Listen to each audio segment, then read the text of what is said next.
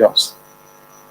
Cet exercice de transparence et de reddition des comptes est également une nécessité pour en tirer des conséquences objectives, notamment pour le référentiel de politique publique en cours de finalisation pour opérationnaliser le projet. Alors, le constat.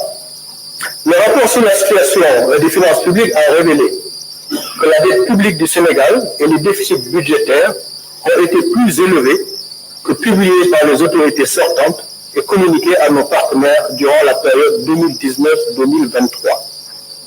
Le déficit budgétaire a été annoncé à une moyenne de 5,5% du PIB sur la période 2019-2023.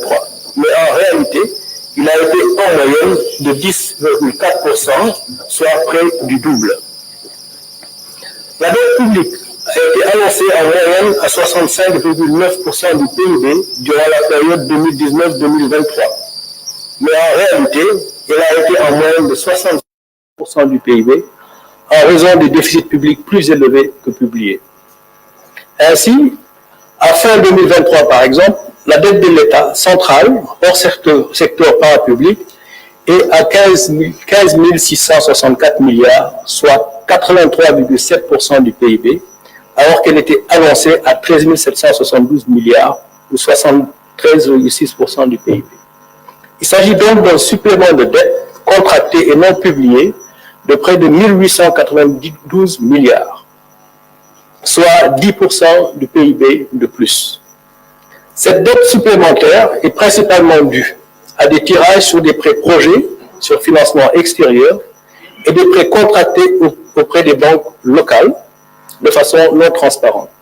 Sur la période 2019-2023, les tirages sur ressources extérieures non inclus dans les déficits ont été en moyenne de 593 milliards annuellement, et les prêts bancaires non inclus dans les déficits en moyenne de 179 milliards annuellement.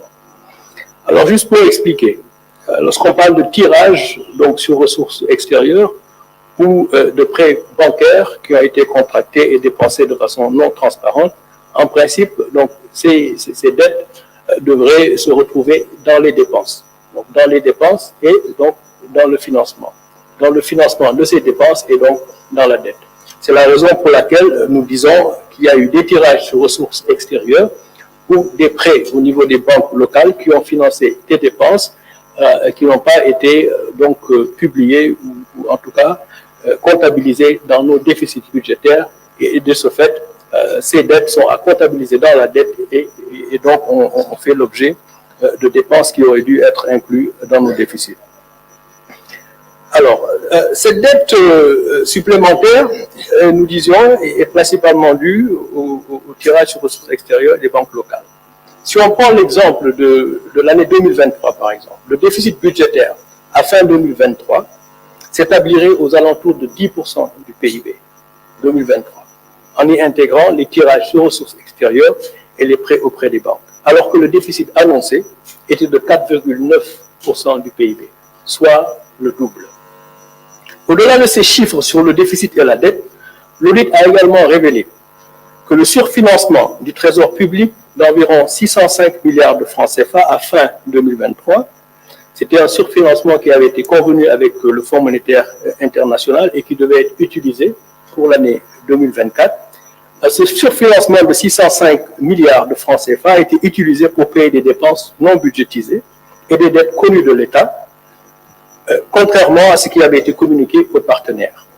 La non-disponibilité de ce surfinancement en 2024 a nécessité des emprunts non initialement programmés, notamment l'émission d'eurobonds par placement privé de 750 millions de dollars en juin 2024 dernier, et des crédits commerciaux syndiqués de 300 millions d'euros au troisième trimestre.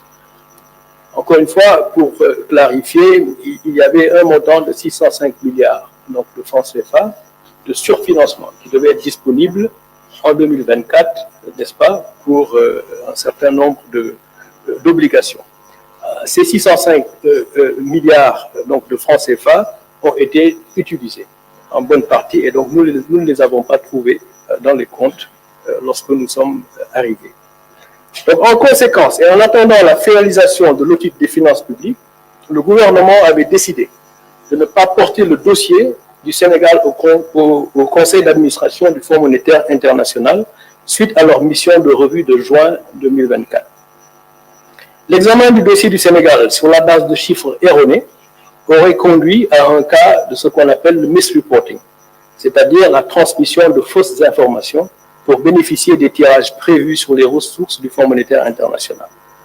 La conséquence de la transmission de données erronées pour bénéficier de tirages est le remboursement des ressources mobilisées, à moins de bénéficier d'une dérogation sur la base de mesures correctives crédibles approuvées par le FMI. Le gouvernement a donc choisi la voie de la transparence.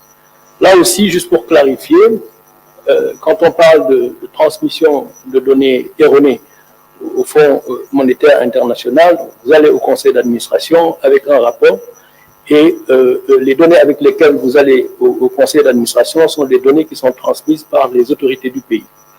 Alors, si ces données donc transmises ne sont pas correctes ou frauduleusement donc données ou fournies au service du Fonds monétaire et qu'il y a un décaissement, ce décaissement, en principe, il doit être remboursé.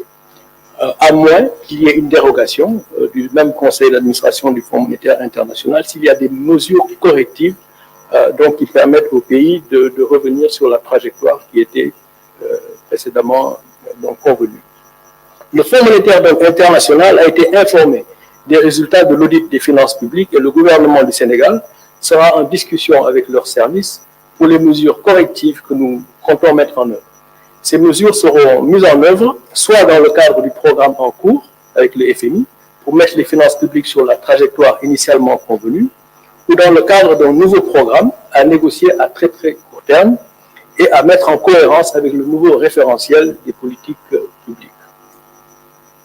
Alors, en toute de cause, ce qu'il faut retenir est que ce qui sera convenu avec le Fonds monétaire international sera le programme du gouvernement, afin de mettre notre déficit budgétaire et notre dette sur une trajectoire soutenable à un niveau de risque modéré, voire faible à moyen terme. Ainsi, le gouvernement prend l'engagement de ramener la dette de l'État central de 83,7% du PIB en 2023 à moins de 70% dans des délais raisonnables. Nous nous fixons cet objectif non seulement parce qu'il correspond à nos engagements dans le cadre de l'UEMOA, mais également parce qu'il correspond à nos capacités actuelles d'endettement, compatibles avec une économie saine et prospère, portée par un secteur privé fort. C'est l'ambition du projet du président de la République pour un Sénégal souverain, juste et prospère. En effet, la croissance moyenne sur la période 2014-2023 a été d'environ 5% malgré le déficit budgétaire effectif d'une moyenne de 10% du PIB, 2 fois annoncé. On a eu une croissance moyenne de 5%, on a annoncé un déficit budgétaire en moyenne de 5%, mais ce déficit budgétaire a été en réalité de 10% en moyenne. Cela veut dire que l'action de l'État par l'endettement n'a pas été efficace. On peut être tenté d'attribuer cette contre-performance à la conjoncture internationale. Mais la faiblesse constatée de la croissance n'est en réalité qu'un retour à nos performances historiques d'une croissance de 4% hors pétrole et agriculture. On sait que l'agriculture est volatile de façon générale. La croissance moyenne, nos performances historiques, c'est autour de 4% de croissance. En effet, la croissance du PIB non agricole, donc lorsqu'on enlève la partie agricole qui est un peu volatile, la croissance du PIB non agricole a commencé sa décélération depuis 2018. Donc bien avant la Covid et la guerre russo-ukrainienne. Et cette croissance atterrira en 2024 à moins de 4% du fait de la faible croissance du premier trimestre liée à la situation politique qui prévalait. Alors, je disais tout à l'heure que nos performances historiques, c'est en moyenne de 4% de croissance. Le premier trimestre, il y a eu une forte décélération, on le sait tous, à cause de la situation politique qui a prévalu. Et la croissance va reprendre donc, pour les 3 trimestres qui suivront, mais va atterrir à une moyenne qui sera certainement 4% au moins à cause des performances du premier trimestre. Alors donc, le Sénégal et on est donc au même point qu'avant 2012-2023. en ce qui concerne la croissance, il n'y a donc pas lieu de s'alarmer outre mesure.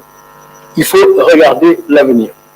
Le plan Sénégal émergent, dans son plan d'action prioritaire 2014-2018, avait indiqué que des investissements publics massifs étaient nécessaires pour jeter les bases d'une forte croissance et le plan d'action 2018-2023, au-delà des relances post-Covid, prévoyait que le secteur privé prenne le relais de la croissance.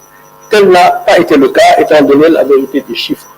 Autrement dit, dans les 12 dernières années, dans la première moitié, le premier mandat, il a été question